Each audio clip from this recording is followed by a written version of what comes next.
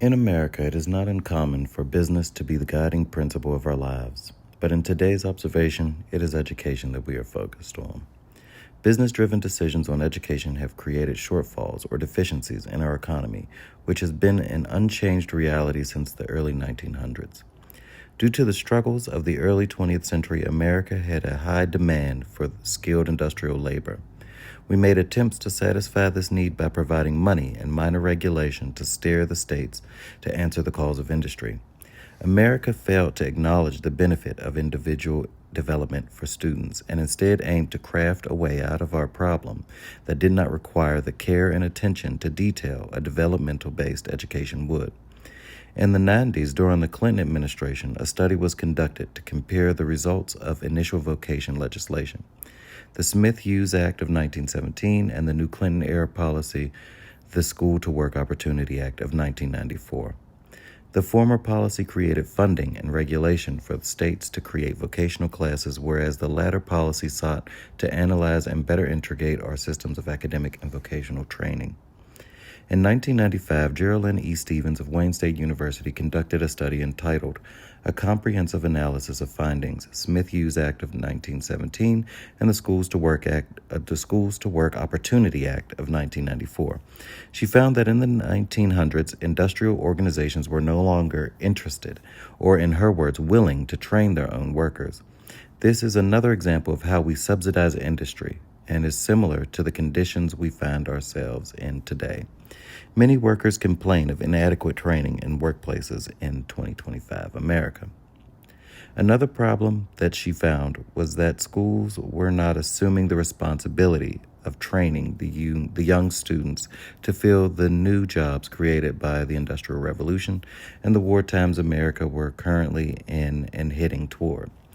She pointed to the federal government investing in worker training initiatives prior to 1900, with laws such as the Morrill Act of 1862 that provided land to prepare Americans for agricultural and mechanical arts, and the Nelson Act of 1890 that provided annual grants to the states to maintain agricultural colleges.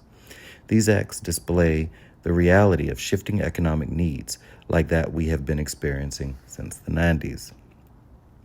As she states, the United States in 1990 has moved from the manufacturing economic base to a technology and information-based economy, which has created the need for changes in the education system.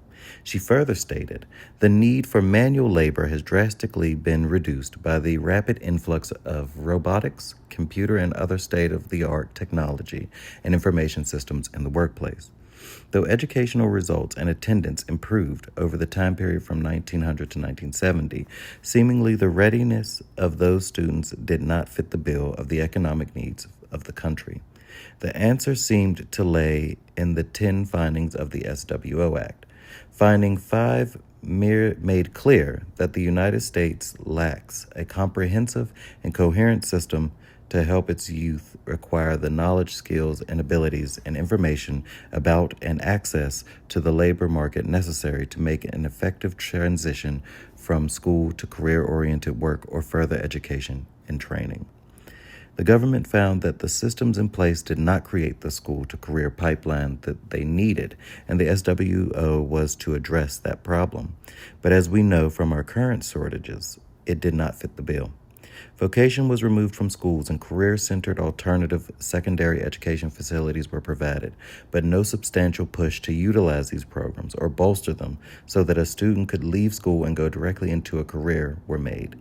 The No Child Left Behind Act dealt a major blow to our attempts of utilizing schools as training grounds for economic advancement. With its emphasis on standardization and testing, it focused U.S. schools on passing tests and essentially incentivized the removal of vocations and for school boards to approve higher credit thresholds for high school students to graduate compared to prior generations. Money was spent, school was warped, and yet the potential benefit of the American people and the intended benefit for industry were short of their intended realization. Our obsession with industry is shallow and without depth and nuance. Policy that caters to industry only leads to economic gaps and shortcomings. The opportunity America had to equip and train young tradespeople for industry and potentially entrepreneurship was great, and yet we fell short.